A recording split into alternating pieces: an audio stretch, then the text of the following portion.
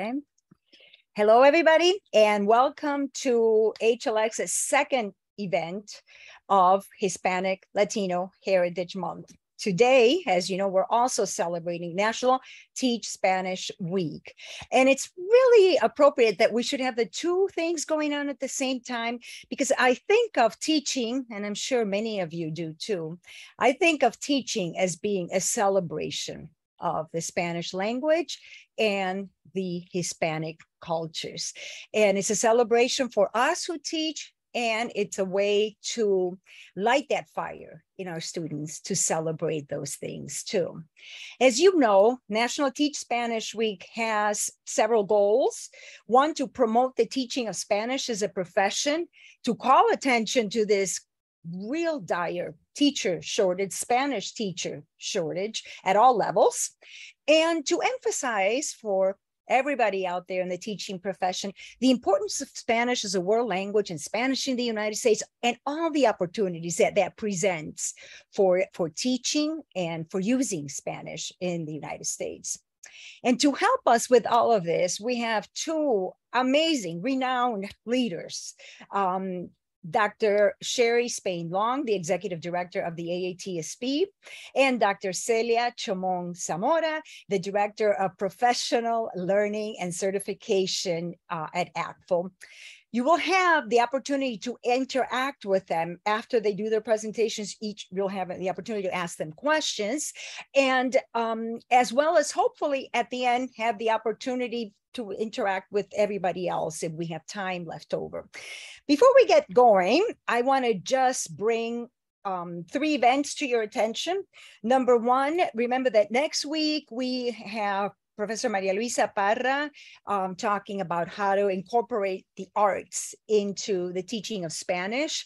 At the end of October, I think, Alejandro, we will have an event for National Teach Portuguese Week, and Sheri is going to tell us about it. And finally, November 7th, save the date, Dr. Stephen Krashen is going to speak at HLX on the importance of reading for language acquisition. Okay, and now we are ready to go. I will start out by introducing our first speaker, Dr. Celia Chomón Zamora. Celia, and who is amazing in everything that she does, but particularly for being here today. There's a hurricane heading the way of her home and her husband's business, and yet she's here to be with us. And I have to wonder if she's wearing high heels as I'm thinking about this. Celia, like the hurricane, she's not afraid of them because she's a force of nature. A woman who has done it all: teaching, research, advocacy, and leadership. And as I said, she does it all in high heels and beautiful designer clothing. If you've been to a conference with her, you know this. Here are some things you may not know. Well, if you're here, you know that she is the Director of the Professional Learning and Certification Department at ACTFL. She's a fantastic representative of that. Prior to joining ACTFL, she served as an educator, research, and advocate for over 15 years. She received her BA in English and, are you ready for this, Japanese studies. Her MA in linguistics from Florida International University, and her doctorate in applied Spanish linguistics from Georgetown University, where she received the prestigious Harold and Glassman Distinguished Dissertation Award in the social sciences. That's impressive, Celia. In the area of teaching, here's something that blew me away. In addition to teaching English and Spanish at all levels, K through 12, community schools and college, she has taught Japanese. Go figure. In the area of leadership, she served as assistant director of a Spanish language program at Georgetown University, as well as a department chair of the Modern Languages program at a private school in Virginia. She's also a passionate advocate for all things Latino. And I serve on the board of directors at ACTFL, and I can tell you, we have no stronger advocate for Spanish and DEI than Celia.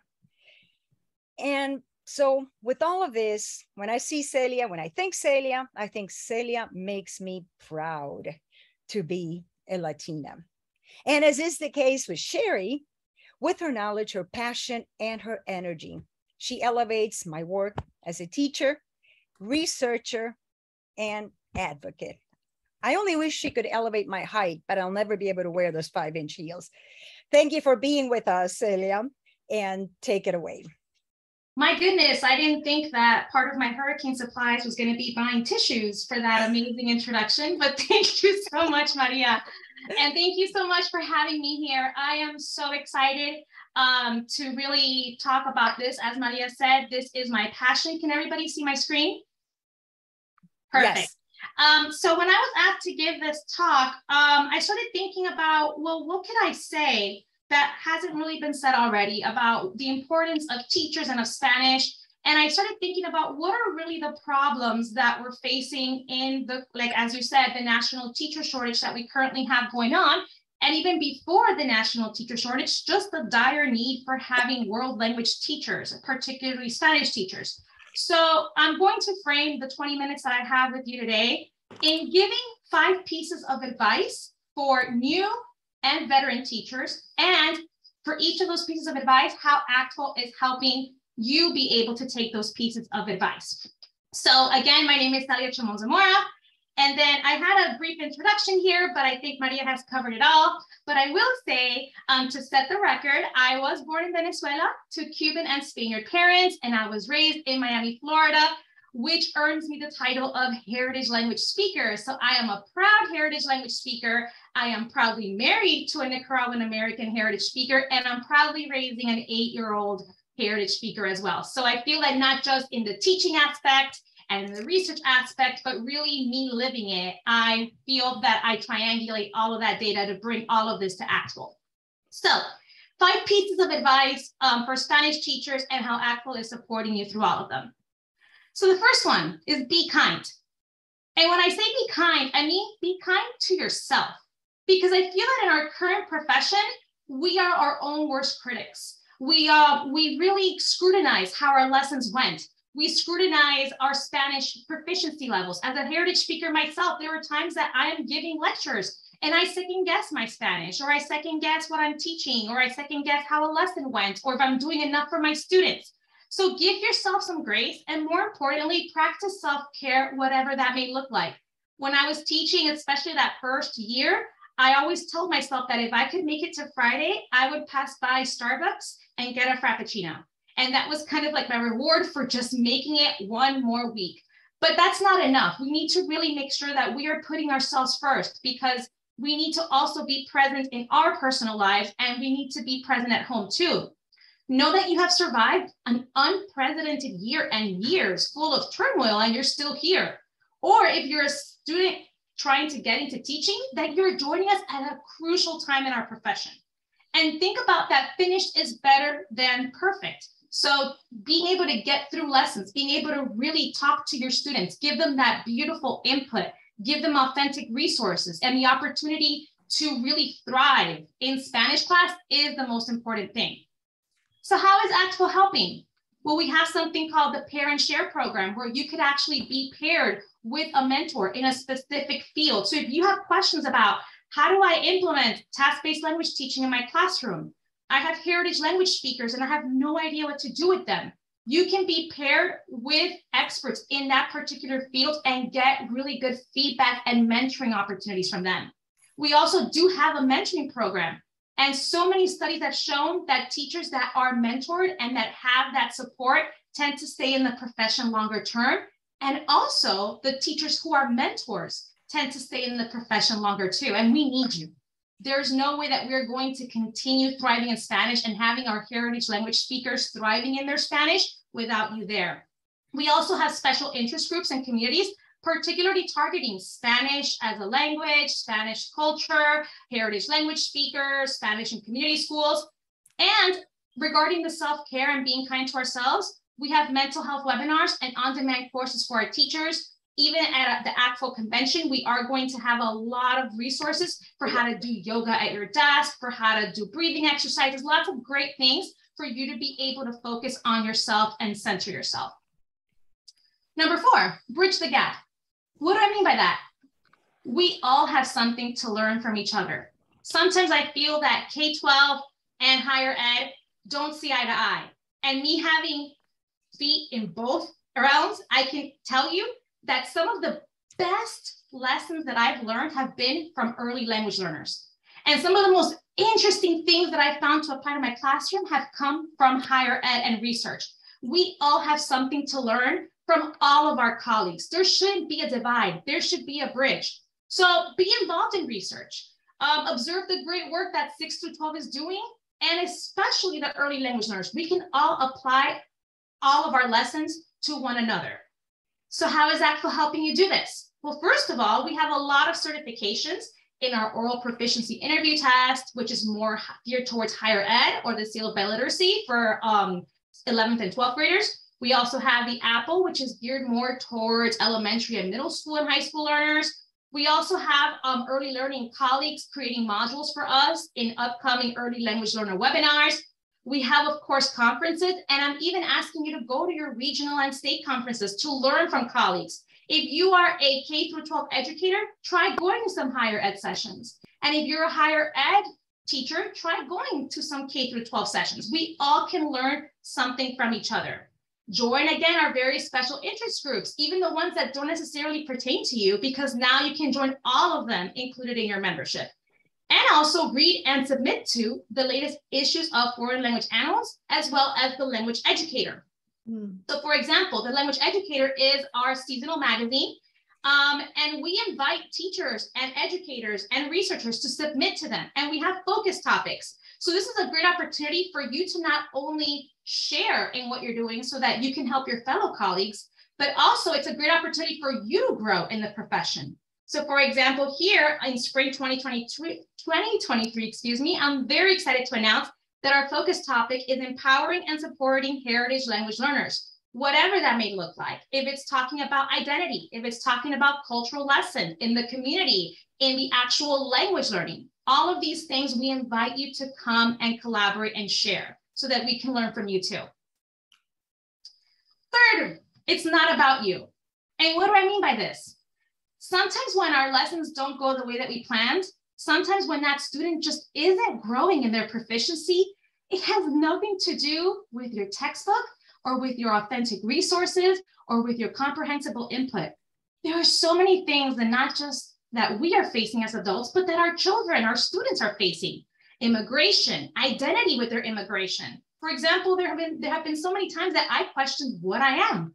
I'm not Venezuelan enough to be Venezuelan, and I'm not American enough to be American. So it took me really years to figure out where I fit into this world. And that does a number on you, and especially learning that language, that sometimes you're ridiculed in family gatherings because you don't speak it well enough. So imagine going into the classroom already having that baggage of I'm not good enough in my language, which is the negative experiences with language learning. Sometimes our students are facing racism and microaggressions because of their language or identity, the expectations from parents, intergenerational trauma. If you watched Encanto, like I did, I probably cried all 5 times that I've watched Encanto. So that's a really big thing for our students. Of course, apart from them, the pandemic and the political familiar turmoil. So the single most important that we need to remember and that educators can do is to form trusting relationships with our students, because students can't learn if they don't feel safe. So it really has sometimes nothing to do with you. How is ACTFL helping you through this? Well, we are creating a lot of material, resources, and modules about trauma-informed teaching, so we can teach and train our teachers to develop this and be able to implement it in their classrooms and in creating these relationships with our students. We're also combining a lot of collaborations with subject matter experts on social justice in the classroom, because them seeing this as well as decolonization of our curriculum is a massive thing for our students to be able to feel heard and seen and safe in the classroom. So we have decolonization in the Spanish curriculum being a workshop by Maria Datel that is going to be presented at every regional conference in 2023. And then afterwards, we are going to put it on the ACTFL website. And of course, lots of presentations, modules, and resources on identity and empowering our heritage language learners and our immigrant students to feel safe and heard in the classroom. Number 2, grow. So I think I've already alluded to this one a lot, but grow, share. So of course we have our ACTFL convention, November 18th through the 20th. But apart from that, you need to present, attend, network, and share your best and your worst practices.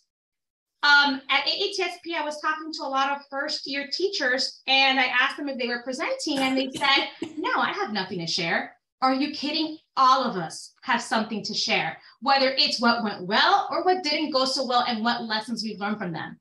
For example, pretty soon we have the Coalition of Community-Based Language Schools, which is going to be a hybrid conference. We have the National Heritage Language Resource Center conferences, all of the events that HLX is posting, AATSP, your state and regional conferences. Everyone has something to share. And if nothing else, for you to go and learn and network. That's how you grow. For example, we are having a webinar coming up on the worst practices. So our Teachers of the Year, sometimes we have like this idea that Teachers of the Year are these perfect beings, but no, we're going to have some very lighthearted conversations about the Teachers of the Years and what didn't necessarily go that well in their classroom and what they've learned from it and how maybe you can learn from their mistakes as well.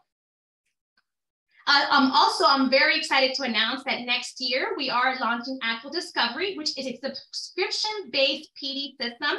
And it's going to include a lot of wonderful topics, including heritage language learners and how to empower them and how to create tasks for them, differentiated instruction, project-based learning, helping our neurodivergent learners, accessibility, a lot of wonderful things. It started off as a guinea pig in creating brave, affirming LGBTQ+ spaces with Francois Thenot, but then now we're going to expand it to be a year-long subscription service. So stay tuned because we are coming out with that very shortly. And of course, in the works, we have a lot of wonderful things that we are continuing to develop, more micro and master courses in PD for heritage language learners and Spanish teachers, teacher recruitment and retention in communities, development of more workshops targeting different levels for language teachers, and video examples of high leverage teaching practices in authentic classrooms. So these are where we go into the classroom with all the noise, with all the chaos, with all of the random fire alarms, and showing how teachers are able to implement the high leverage teaching practices in Spanish and other languages. The last one is you're enough. You, as you are right now, you are enough. But I will ask you that you advocate for not just ourselves and for your colleagues, but for those future colleagues that we will have. You need to advocate for our students so that they can continue the profession after us. Because all advocacy at its core is an exercise in empathy. So how do you advocate?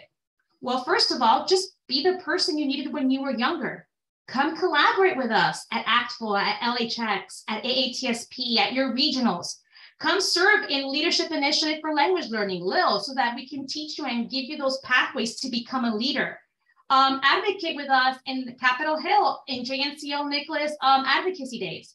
And more importantly, just be there and be present for yourself, for your family, for your community, for your students. We need you.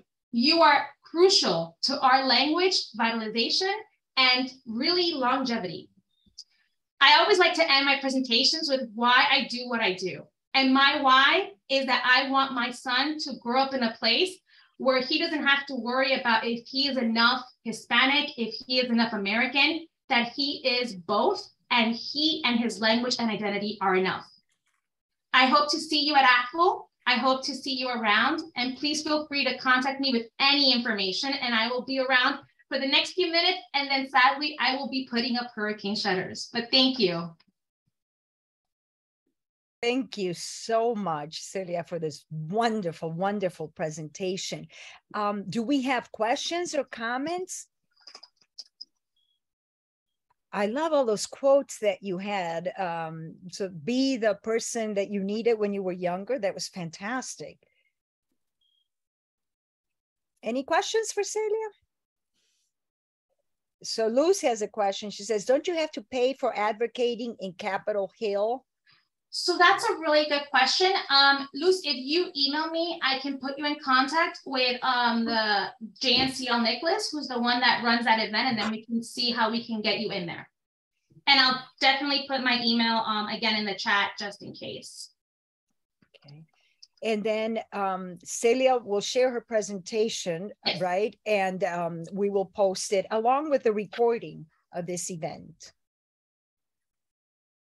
Anything else? I have a question.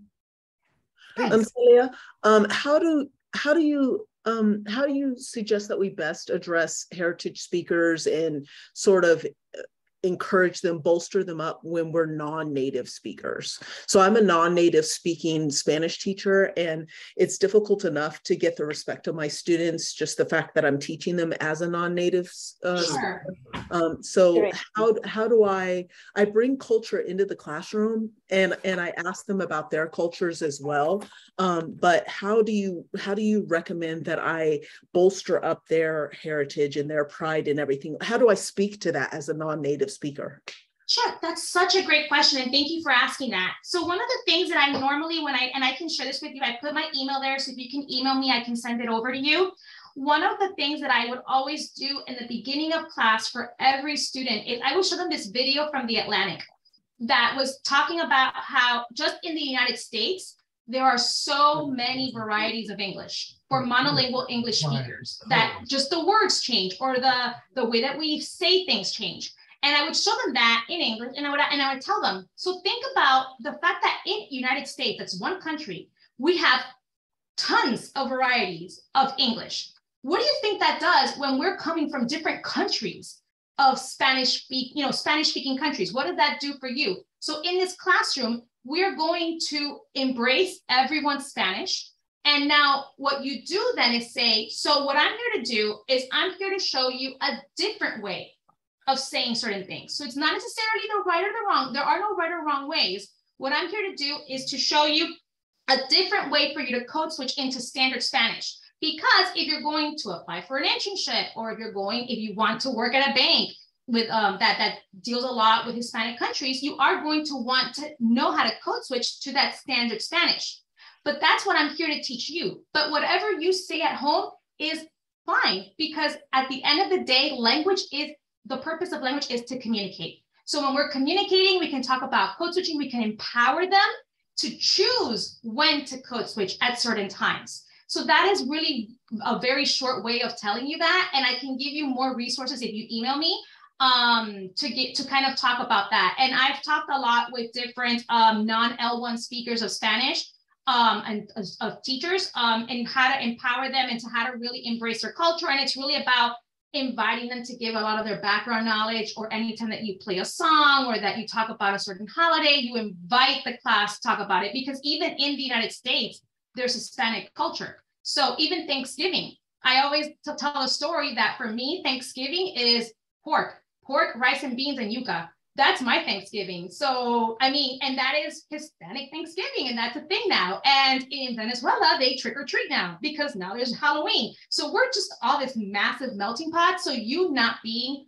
an L1 speaker of Spanish does not take away from that at all. Did that answer your question? Yes, Cecia? Okay, so we have, Alegria says, you are the expert coach. You don't need to jump as high as Michael Jordan to coach Michael Jordan. That's beautiful. That's well put, well put. We have a question from Judith, who says, I was wondering if you have a placement test for heritage learners. So I always get that question, and it's such a wonderful question. The short answer is no, but I'll tell you why.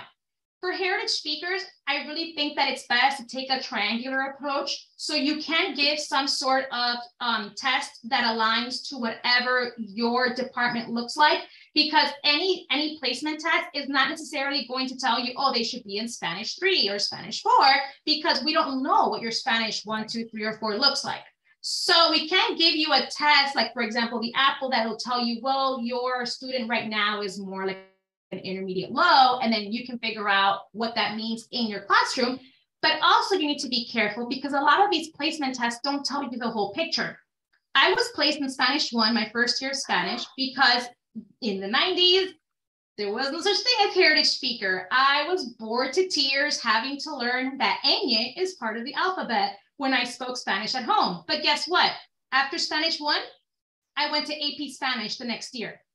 So I was put in a class where all of a sudden I need to conjugate the pluperfect subjunctive in the past tense, and I didn't even know what a pluperfect was. So it's really hard to grasp these kind of gaps in knowledge just from a test. So I would say that you take a triangular approach in interviewing the student in Spanish, and then kind of asking questions that they should be able to produce already at your certain level of Spanish class.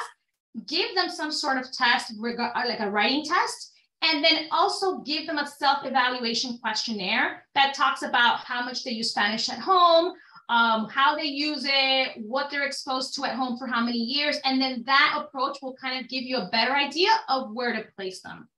That's kind of the best way that I've been coaching teachers to do placements. Yeah, I'm sorry that my camera doesn't want me to show. So you but it's a beautiful background. It's okay. You can see all San Juan in there. So I have been teaching for 23 years and mostly Spanish for Spanish speakers. And we do have a placement test in Montgomery County schools, but it's like you said, it doesn't set everything. Yeah. You really have to interview, you have to see what's going on. But it breaks my heart because especially immigrant kids, I'm tired. I have like 140 kids and I'm the one giving them the placement test, or either they give it to them and nobody cares.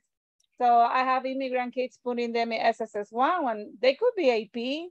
They were about to graduate in the school. And then we have this issue is the opposite. If they see a Spanish speaker, send it to Ms. Gonzalez. Sure. She's a Spanish speaker. No, we have IB high levels. How beautiful it is to have native speakers with non-native speakers. Yeah. So that's what I was wondering if there's some other kind of placement other than the one that we have in our school and how people deal with it. But you got it. It's a different approach. Just by the interview, for God's sake, just ask them. Yeah. How did you go to school? Exactly. So, yeah. But I wanted to mention that in addition to having a good placement test, maybe it's even more important to be able to differentiate instruction. Correct. So you can respond to students' needs as they come up, as opposed to starting with a fixed curriculum. And you can use things like formative assessment, exit cards, low stakes quizzes, and to give you feedback as to what your students need and then respond accordingly.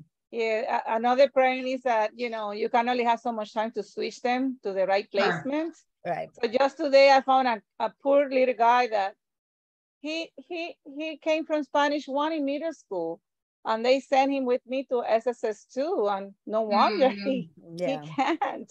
So anyways, it's a whole, I was just wondering if other people are going through the same thing. So, but thank you. Yeah, definitely. I know everybody goes through something similar, It's hard. Okay, I think we're going to let Celia get to her shutters. And we're going to thank her for a wonderful presentation and for being so generous at such a difficult time. Thank you. You really are a force of nature. The hurricane has nothing on me. Nothing. Muchísimas gracias. Gracias a ti. Gracias a ustedes. Que tengan una buena noche. Muchísimas gracias. Gracias. Okay. So now we're going to turn to our next speaker, Sheri Spaine Long. As is the usual practice, I asked Sheri to send me some biographical information so that I could introduce her.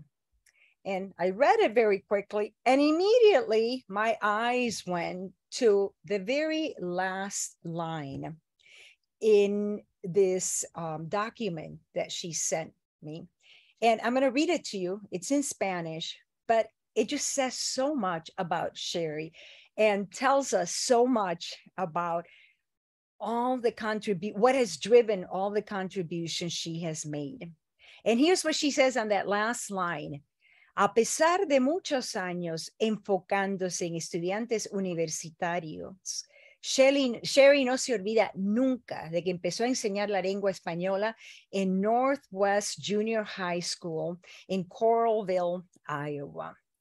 You can see how Sheri's love of teaching and her lifelong passion por todo lo hispano, right, is what fuels so many accomplishments, and there are many, and what gives her that creative spark that has really made her a groundbreaking figure in our profession. And you may not know this. Give me a second. I'm going to share the screen right now. Give me 1 second. There we go. Okay. I want to show you something that blew my mind. Okay. I think you guys, can you guys see my application? National Teach Spanish Week, which is what we're celebrating today.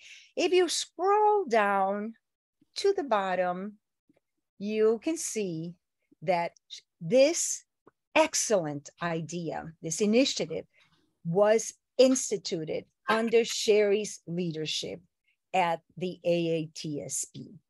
And it's so typical of what Sheri does, this creativity, this energy that she puts into everything. So you know her right now as a director of the AATSP. She started that in 2018 after having had a career as a professor and administrator at the University of Alabama in Birmingham, as well as at the University of North Carolina in Charlotte. And she also was a distinguished professor in the United States Air Force Academy. And I watched her tenure there with great envy because she was so fit. She was incredibly active, physically active. That did not keep her from doing all the publications she's done. She's published more than 12 books and 80 essays and other papers on language, pedagogy, and literature. And she was, as you know, the principal editor of Foreign Language Annals and of Hispania. Not surprisingly, Sheri has received many, many awards, including la Orden de Don Quijote de Sigma Delta Pi, recientemente en el 2022, y el premio Florence Steiner para el liderazgo pedagógico en las lenguas extranjeras de ACTFL, which she received in 2009. Now, I am going to claim ownership of Sheri above everybody else in this group because I have known her since 2000 when we started working on what eventually would become 3 textbooks, Nexos, then came Cuadros, and then Alianzas. And I will tell you something amazing from that experience. I learned a lot about Sheri, but I want to share with you something about her vision. Long before people were talking about diversity, equity, and inclusion, way before Black Lives Matter, Sheri made sure that Nexos, our first textbook that was first published in 2004, that in that textbook and in all subsequent ones, the Afro-Latino cultures of the Americas and the US would figure prominently in our textbook. That's the kind of person that Sheri is. She is a visionary, a leader, a scholar, and like Celia, a force of nature. Sheri, my friend, is also one of the most generous and caring people I have ever had the pleasure of working with. And I count the opportunity to work with her and to learn from her as one of the greatest blessings of my professional life. I'm sure many of you here who know her feel that way.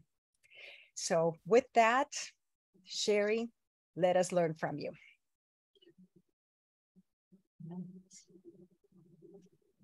I want to share screen with you as well. And once I do that without embarrassing myself, I will thank Maria Carrera for that, wow, introduction. I'm blown away, and now I have to live up to what she said, so look out.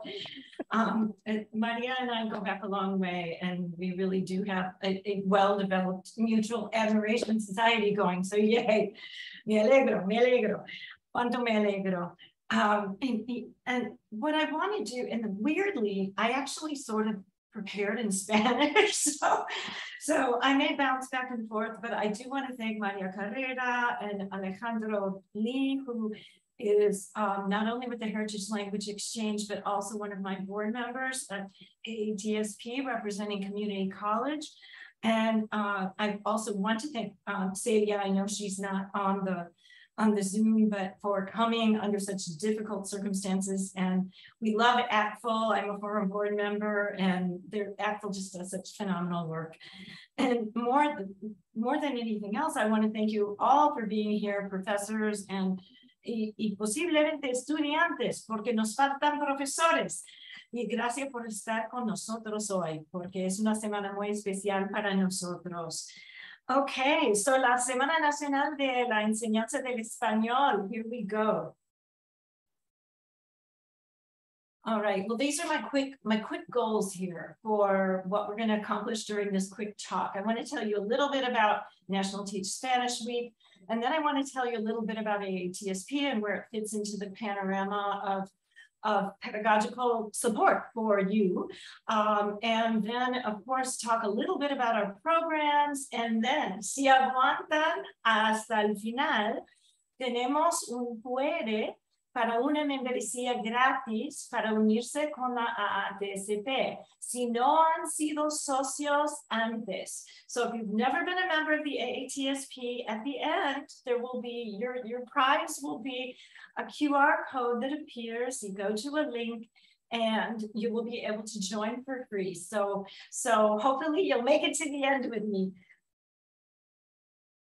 All right, so let me tell you just briefly about National Teach Spanish Week. And we've already, Maria hit it as perfectly in terms of what our purpose is. We want to promote Spanish teaching as a profession. We want to call attention to the Spanish teaching shortage, which is dire, and we want to emphasize the importance of Spanish as a world language. What you're looking at right now is actually the webpage at aatsp.org. You can go there for more resources. I briefly want to introduce our co-chairs, Ryan Casey, and he's of Lexington High School, Massachusetts, and Nadine Jacobson, who I know is with us, of Hawthorne Elementary School, Kentucky. And they've been organizing and webinaring and getting us ready for National Teach Spanish Week. And I thank them so much. And our wonderful theme is La Alegría y la Creatividad en el Aula del Español, which is kind of uplifting after the pandemic. And so if you go to our webpage, and what you will see is essentially a series of activities that you can download. There's a Facebook frame. This is largely a digital event thanks to the pandemic, but it actually works out quite well because everybody can have a piece of National Teach Spanish Week. There are things you can do with your students. The proclamation is there. And then also we have a series of webinars, obviously. But there, you can just keep going through the week. Like Tuesday, we've got a Feria de Ideas, and Wednesday, we have a Mesa Redonda that the AATSP Secondary Committee 9-12 is hosting with Avant Assessment, with a powerhouse group of teachers who are going to share their approaches to alegría y creatividad en el aula del español. And then por último, the last day on October 1st, we have another webinar that will be drilling down on el lenguaje inclusivo en aulas de español. We invite you to those. They are all free. You can go to the AATSP.org, go to advocacy, and then click on National Teach Spanish Week. And at each one of these, you can click and you can register, and we'd like to have you in attendance at our other webinars. There we go. Okay, so let me say that we have a lot to celebrate. If you are teaching Spanish in the United States, I recently went to an international conference of Spanish teachers, all different levels, different countries. And what really struck me was what we have in terms of resources for professional development is really pretty stunning. We have a lot of publicaciones, we have publications that are well known in our field, and a lot of research is conducted on Spanish teachers, learners, how to reach heritage learners, all of the topics you're interested in. Believe me, you can find research on those topics. We have tons of conferences, and virtual as well as face-to-face. In fact, so many that I don't know who else has this impression, but sometimes I just see all this stuff flying into my inbox, or I see it on Facebook, and there's no way you can attend everything that sounds good out there. So that's a really nice problem to have. You've got associations like AATSP that are supporting you in your professional development. Does the same. Celia mentioned the regional organizations that do the same. The AATSP has local and state chapters. I know I have some chapter presidents with us tonight. Hello, Bernie, shout out from New York Metro. And so this is a really nice problem to have, to be able to have all of this infrastructure. And so, oops, I'm having a quick little issue with my clicker. Whoa, hold on here just a minute. This is very strange. Well, okay. Let me say this. I am going to jump out of my show because I can't go back. One sec. Here we go. This will work more efficiently. Sorry about that. I think I need new batteries or something like that. But I wanted to also just mention very briefly that we have a lot of outside support for Spanish teaching in this country. You've got the Consejería de Educación, Embajada de España in DC. They've got sedes all over the country, and they offer a lot of pedagogical materials to folks in the US. We also have the Instituto Cervantes that offers a lot of resources for Spanish teachers. We have the Academia Norteamericana de Lengua Española as a resource. And then we do a lot of colaborativos con nuestros países vecinos, especialmente in Mexico. We do a lot of bilateral educational projects with them. And I'm sorry that you're looking at my presenter screen. I don't know why it jumped, but I'm afraid to touch it, because I'm afraid I'll lose you entirely. So you'll have to put up with my peculiar presenter screen format. Okay, what can I tell you about the AATSP? So where does the AATSP fit into all of this? We're over 100 years old. We are the oldest and largest language-specific association in the United States. We have nearly 10,000 members, and they go from preschool, teaching Spanish and Portuguese preschool, all the way up to graduate school. And our mission is essentially to promote and develop and advance the teaching of Spanish and Portuguese in the US and in the world. We have a more elaborated mission statement if you care to go to our website and drill down on it, but that's the basic idea. We've also articulated our values, and I suspect that essentially we would be sharing these with you in a very simple way, because language teachers love and have a passion for multilingual education. We want to promote diversity, inclusion, and access equity. And without reading the whole slide, we want to push in research and support you with scholarships and cultivate relationships so we can provide you with opportunities for professional development. So I stole a slide from somebody who's present tonight, and that is my president, Rachel Maria Hernandez, and she has this great slide where she does the getting to know you. And I know originally I was going to go first, and I was going to kind of bring you guys all in, and I know we've already kind of done that in the chat. But the point of this is we are a large association that feels pretty intimate. It's interesting in the sense that there's a lot of sub-communities. People do know each other. They know each other personally. I have relationships with many, many, many of the members. So, so when I ask you to identify yourself, and I know you've already done that in the chat, The point is, we know each other, we get to know each other, and it is something that's important to us. We value the individual back and forth of teachers because it's really important for our own edification.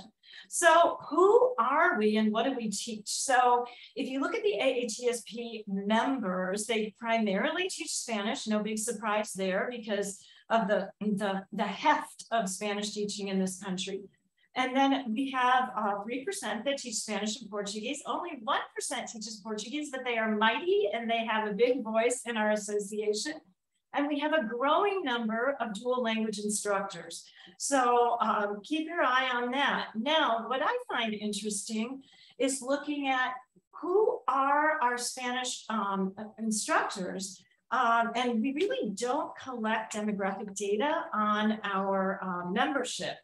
And so we did a survey back in 2020. It was right before the pandemic. And at that point, we asked, ¿Cómo te identificas como hispanohablante? And this is what we got. And I found it very interesting because if you look at 3% hablantes no nativos, como yo, and then 47% hablantes nativos o hablantes de lengua heredada, I mean, what does that tell you? It tells you that if you're a Spanish student in the United States of America going from one instructor to another, a level to another, you're going to be exposed to potentially people from all different backgrounds and different varieties of Spanish.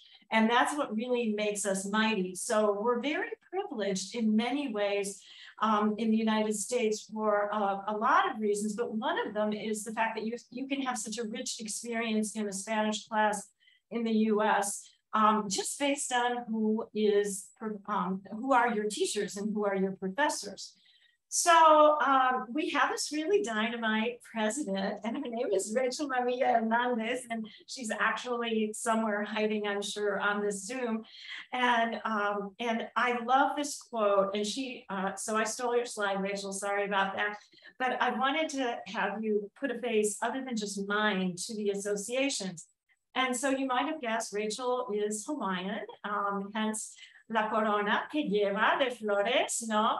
And she did a testimonio for us and talked about the value of going to conference and investing in yourself, because it's always a lot of money to get to conferences, and traveling is what it is. But it's something that I want to share with you that we all do try to get to annual conference, and I'll be talking about that in just a minute, where we're going and what that looks like. But what President Rachel loves about the AATSP, and I love the infographic just because I think it really kind of boils down the whole experience. Yes, you get professional development, and then you get these great connections. I mean, you know, first you go and everybody's just a colleague, and then the next thing you know, you go back in 3 years and you realize you've got these amistades that are really well developed, that you can cultivate a lo largo de los años, and it's really a wonderful thing. And I really feel that myself when I go to conference. But we also have this wonderful diversity and this wonderful sense of community that comes together at our conferences. And so it is something, we had a wonderful, wonderful teacher in community college, and I'm going to blank out her name right now, but I remember when she went to her first AATSP, she came up to me and she goes, "This is like Spanish on steroids," because, you know, we do a lot of our work in language at conference, and especially when we go to a Spanish-speaking venue. So if you want to have the experience where somebody's not just talking to you in English about how to teach Spanish, rather speaking to you in language and then giving you examples in language, we really do that very, very well. So we have a lot of programs. And these are just some of our programs, and I'm going to hit the highlights because I know that we'll have time. But I want to call attention to why it's worthy being a member of a professional organization, ACTFL, AATSP, or any of the others, because we have a number of benefits. And some of those member benefits very quickly are, we do a lot of awards and scholarships. These are for teachers and professors, and they are also for students. So there are lots of ways that you can gain recognition, which is important, but also take a study abroad immersion that you may really want to do at some point to develop yourself further. And so there are lots of opportunities like that on our website.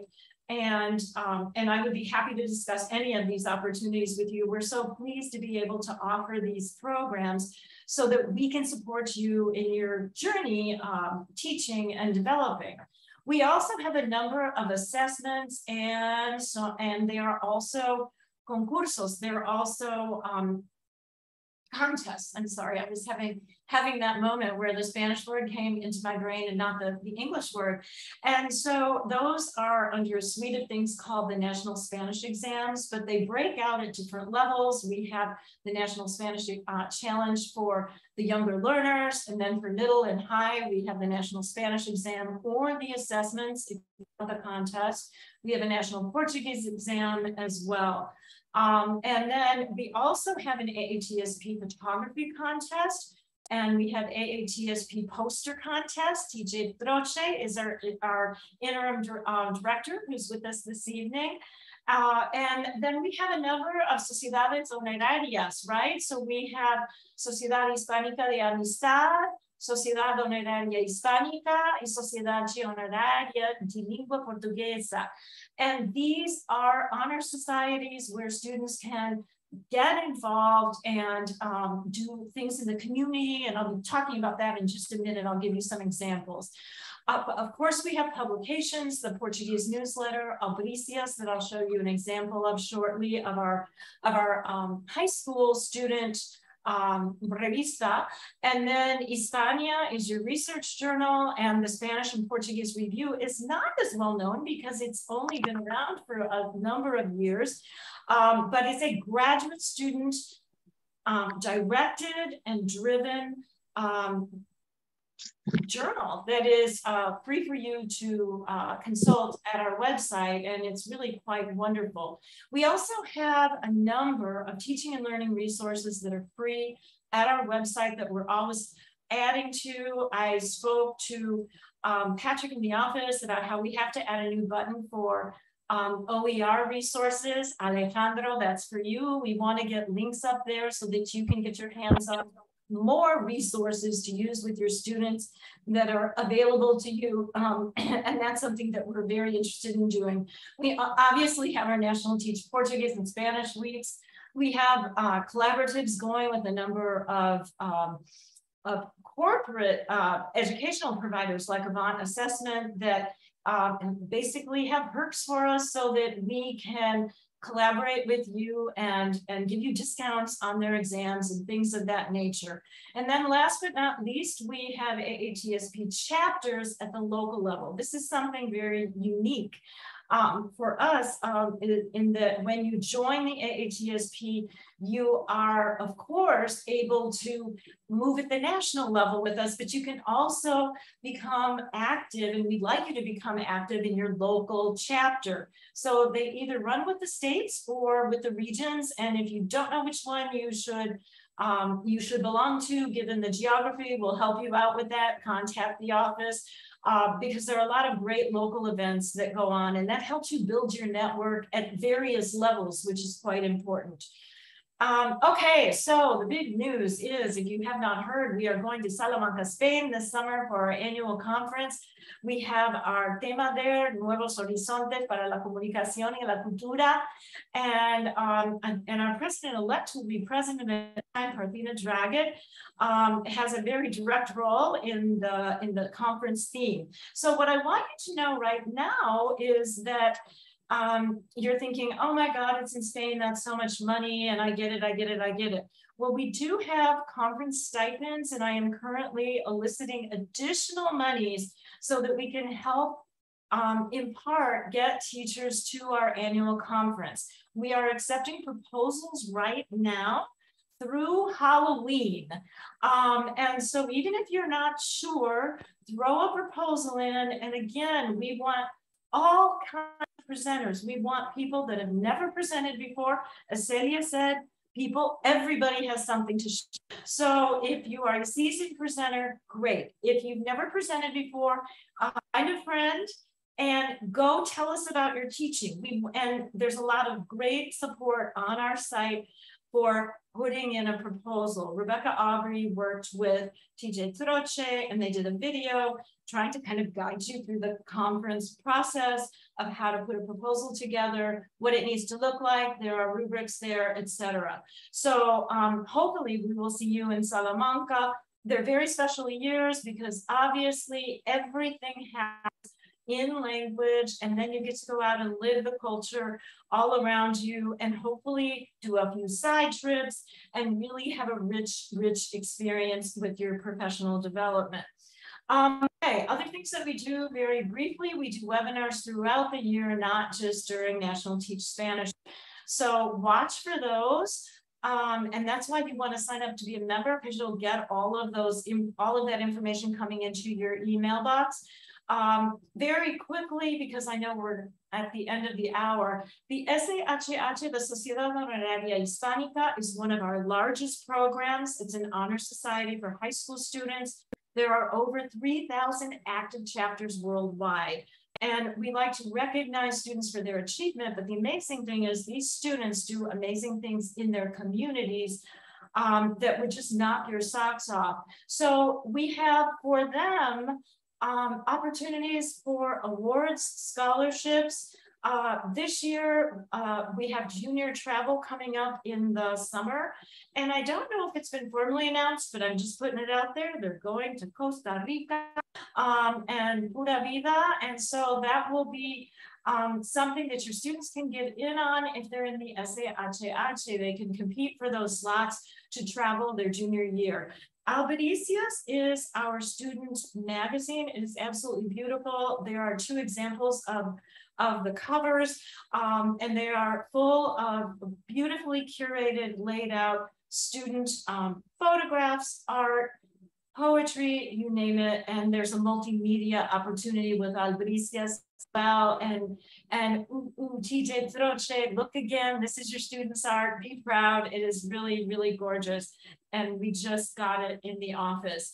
Very quickly, our national Spanish exams are also one of our largest programs.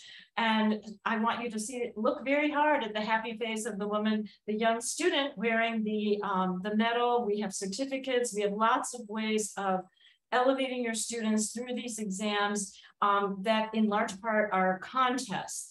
And in that program, the National Spanish Exams, we have opportunities for students to travel as well. And we have opportunities for scholarships for teachers to travel, for example, to Guatemala with the Pulsera project, or to win stipends to help to get to Salamanca.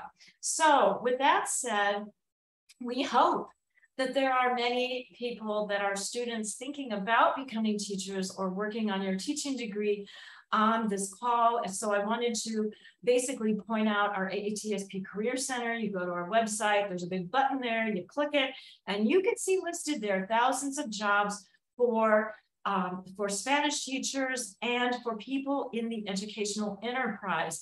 And so this is something that you can search for free. And I wanted to call attention to that as well. And guess what? You made it to the end. So, explora con nosotros. So if you have not been a member prior, this QR code will take you to a link where you can apply for a membresía gratis para el año fiscal, para 2022 y para 23. So please go there and sign up, and that way you will be able to access our member benefits without paying anything. It will help you get to Salamanca because it's cheaper to register for a membership, with a membership for our annual conference. And we want to share that with you to celebrate National Teach Spanish Week. And in case you wondered, I left this little piece of data out. At our last annual conference in Puerto Rico, out of 350 sessions, there were 33, that's almost 10% of the sessions had to do with heritage, language, themes, either teaching, learning, mostly Spanish and some Portuguese. So it's a really big thing in the AATSP. And of course, we were lucky enough to have Maria Carrera serve as our keynote speaker. And with that said, I think I'll be quiet and see if there are any questions or any comments. Thank you so much, Sheri, for that wonderful presentation. Let me see, let me look at the chat. Please, you can bring up questions, you can type them in, or you can just unmute yourself and ask your question.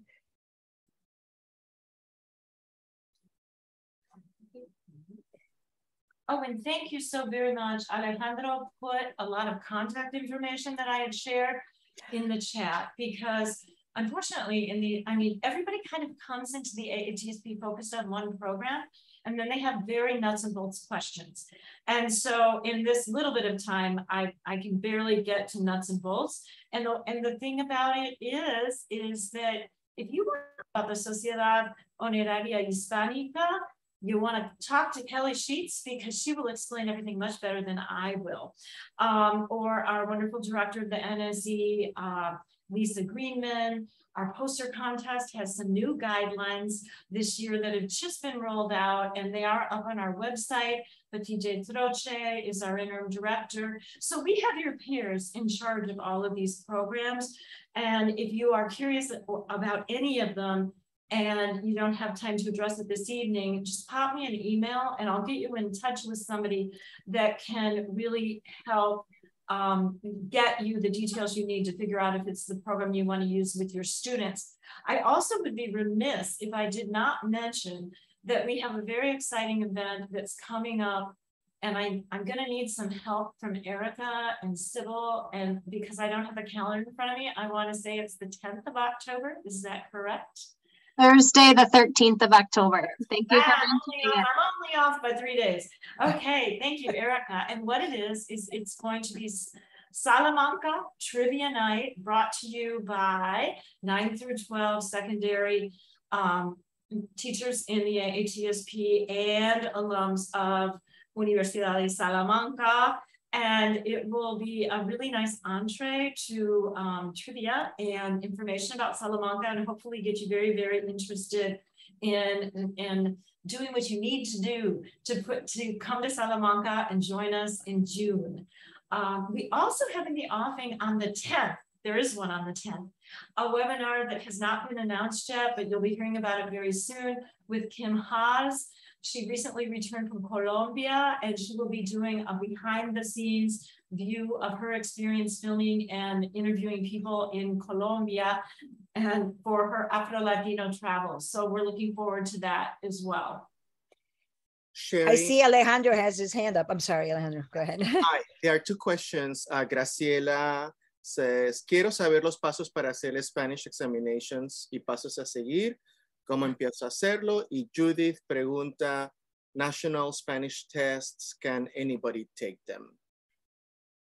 Oh, okay, good questions. So what I want to do with Graciela is maybe get her directly in touch with Lisa Greenman, so that she can talk her through how she could best use and jump into the national Spanish exams with her students. But in case, so that you know, they are generally not given at the university level. They have primarily been, but they are given, I should pull that back, because they are given in some community colleges, and we're open to it. But traditionally, it's been a very large high school, middle school program. And then it was expanded to elementary with the National Spanish Challenge. Anybody, meaning, can heritage language students take them? Yes. And so anybody who's enrolled in a Spanish class where the teacher is a member of the AATSP and gives the NSE can do so. The cost is $5 a student. And so I don't know if that's exactly what they were fishing for, or But I do want Graciela's contact information so I can get her in touch with Lisa Greenman, who is our director, because she can walk you through what would work in your very own school. So Graciela, if you would send your email, is that okay? Sheri, email? I would love that. Or she can even message me and I can screen grab it there and follow up after the webinar. That would be great. So I can tell you more specifically. You know, I can also send you the links, but I think a talk through, we have a great office staff that runs the NSE and they would love to talk about the exams and how they can really work for your students by providing you with data, by providing the students with data. It's also, they're just nice starter exams for students that are going to take more standardized tests down the road. So it gets them into the habit of doing so. And also there's a lot of support materials like practice exams and things that come with the package, so to speak. Sheri, the trivia night, can students attend? I love this idea. Can students attend? I believe so, because Erica is nodding her head. It is not restricted in any way. I mean, like anyone can attend, but we'd like you to pre-register. And it's just, we did one last year for Puerto Rico. And I mean, it was so much fun because it's kind of like game showing, you know, game showy. And then there's like, you know, the teachers know things that like, I don't know, like all these wonderful, like they use Kahoot. And then, you know, there's like scores and there's a winner and we have prizes and it's oh so exciting. So, so it's really just a lot of fun and it's a fun way to learn about Salamanca. And then I'm imagining we'll do what we did last year and that's share the questions with you afterwards so that if you wanted to teach about Salamanca with your students and feature it in some way, then you'll have that information to do that as well. So we're looking forward to it. It's always a lot of fun. And that's on the 13th. I'm going to get it right this time. Thursday the 13th. Yeah. Okay. Any more comments? We're seeing a lot of congratulations, Sheri, for this wonderful presentation. Of course, it's fantastic. Are there questions or comments? We know that some people are asking for more information about the national exams, and Alejandro has written down your emails. Anything else? Thank you.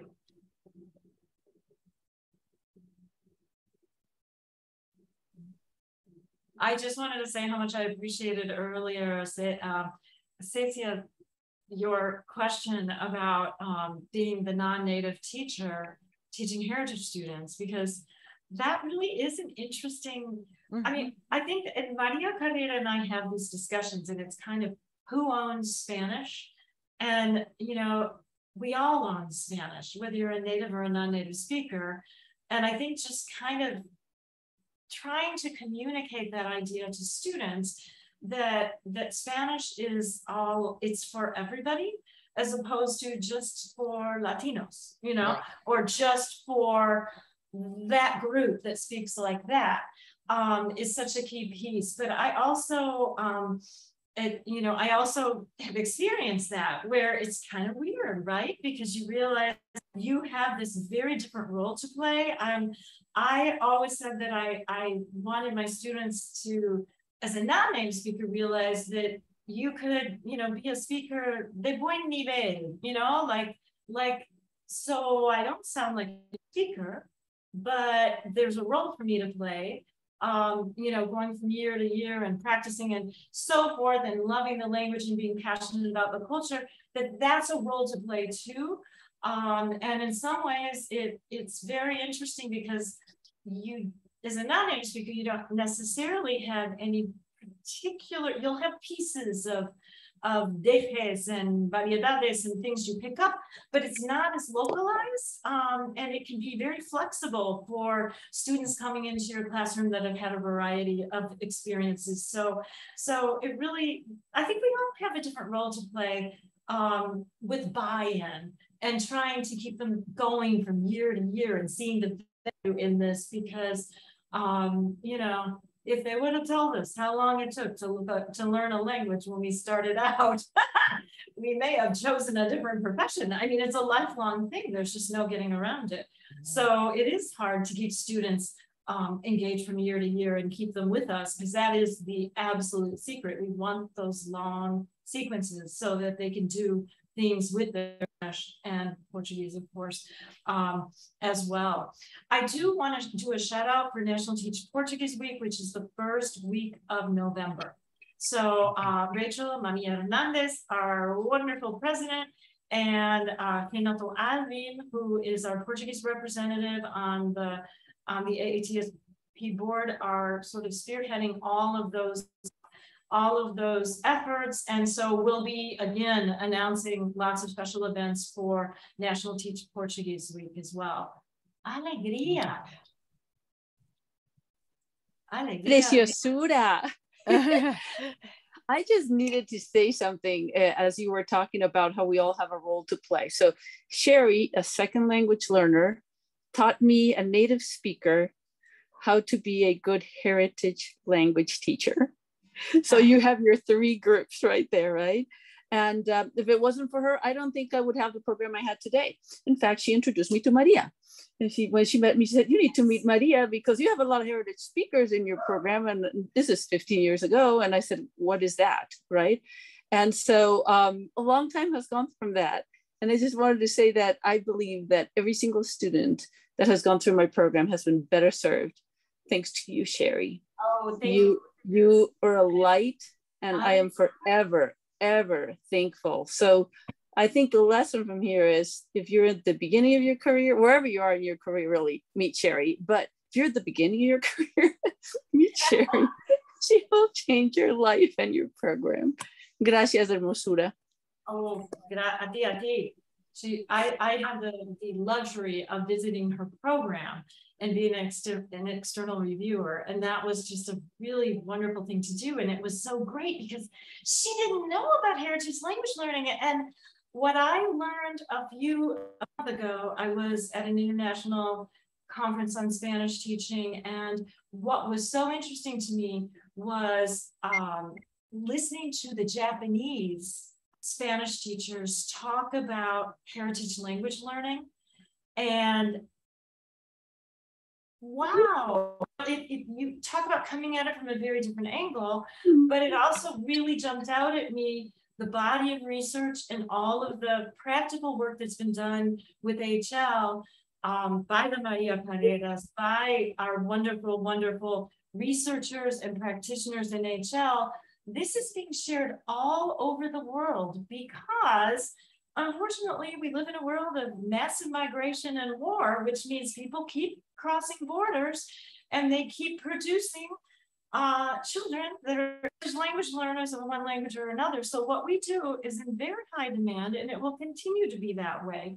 And it really struck me in a very sort of humble way that we have a lot to contribute to that conversation because we've been dealing with HL really as long as I've been in the profession, and it's been a delight to watch it just develop into a whole field in among itself. Yeah. So it's very neat. And you know, I want to say that the origins of heritage language research, the field of it is with Spanish. We are the ones that launched it, going back to Guadalupe Valdez, and then have built it over years. To be sure, there are now other languages very well represented who are making big contributions, but really it all comes originally from Spanish. We can be very proud of that. It's amazing. Luz? Oh, I think you're muted. Oh, sorry. I was muted, yes. Well, I wrote my question. However, I think it's better to say it in public, orally. I would like to know more about the importance of the seal of biliteracy in high schools. And I noticed that students are not given an award, a diploma, in recognition of this big effort. This happens here in Florida, where I live.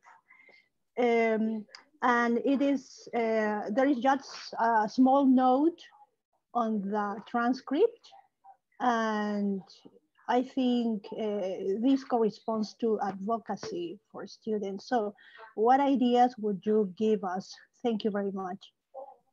And that's really interesting. One thing that just to sort of talk about the seal of biliteracy, if you look at what's going on in the states, 49 states have the seal of biliteracy, and the way the states recognize the students is different in 49 states. Your experience would be different than, say, Hawaii, or other states that may have a more sort of prominent way of marking on their transcript their achievement of being able to be recognized as biliterate for 2 or more languages. So, and honestly, I'm not familiar with exactly what is done in Florida, but it sounds like what you're saying is it's not enough, it's not adequate.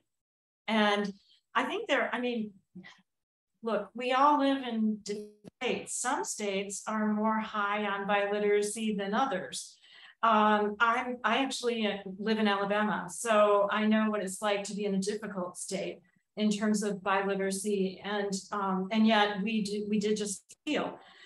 So I think one thing that occurs to me is, yes, we need to advocate more at a higher level, but I think it's super important that we all find ways to celebrate our students at the school level, at the district level, press releases in your town, in your city. I mean, some of this is going to be, it's a little bit like up to us, again, as advocates for language, to really make sure people know about this achievement and what it can do to get them, in some states, college credit, it gets them jobs, and so on and so forth, because there are a lot of, it's obviously something the students, it's driving high school enrollments, and they are growing, and that cannot be denied. So it's a really big, important national movement. And I suspect you're right. There are probably states that minimize the achievement for whatever reason that might be political. And that's too bad. But I think all we can do is advocate on one level, and then on another level, try to really celebrate this achievement, because it should be celebrated like any other student achievement when one graduates from high school. It's really huge. We know that the benefits, there's lots of research on the benefits of biliteracy and bilingualism. So I applaud you for, you've got students on the pathway and you're apparently producing them. So that's great. I just actually was lucky to put on just a little workshop in my state that just got it. We were like, almost the caboose. We got one more state we're waiting for. And it really is something that I know, none of this happened overnight. The infrastructure for the seal of biliteracy is really pretty stunning. And it's been a bottom-up movement, which is pretty amazing. One thing, Luz, I can say that if we do get federal funding for the seal of biliteracy programs to further develop through things like the BEST Act that are out there, but they're not funded yet, but we talk about them at Jan Seal Nicholas, which is the advocacy wing of the language enterprise. That might, down at the state level, people at the state level pay attention if there's federal money available for programs. So that might be something to watch for, because I think it's another way of saying, hey, we need to do more for these students that are graduating with the seal of biliteracy in terms of recognition.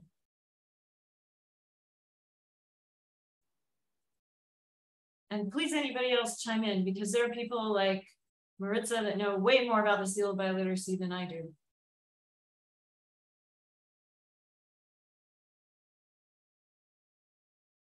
I just want to piggyback on what you were saying about the importance of recognizing what students can do.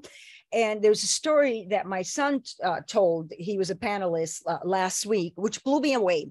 He said that he had a friend, Mexican-American friend in high school who was in a Spanish class.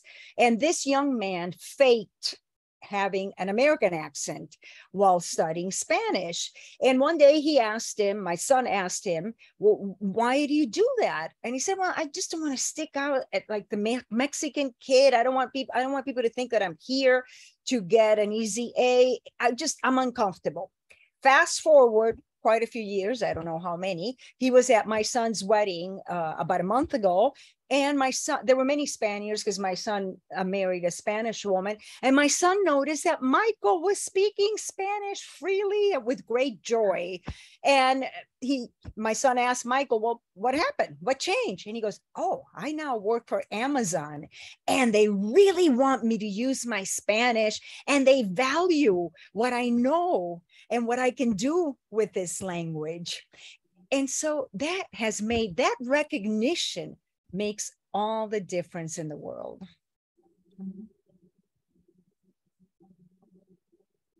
Okay. Any more questions? Well, on behalf of Sybil, Alejandro, and our excellent and wonderful presenters, Sheri and Celia, I want to thank you for being here with us today and for helping us celebrate this very special week and month. And we're here for whatever you need. Let us know if you have any ideas for how to keep this momentum going. This presentation has been recorded and we will be posting it along with the fabulous PowerPoints that both of our speakers put together. Thank you so much, Sheri, and thank you all for being here.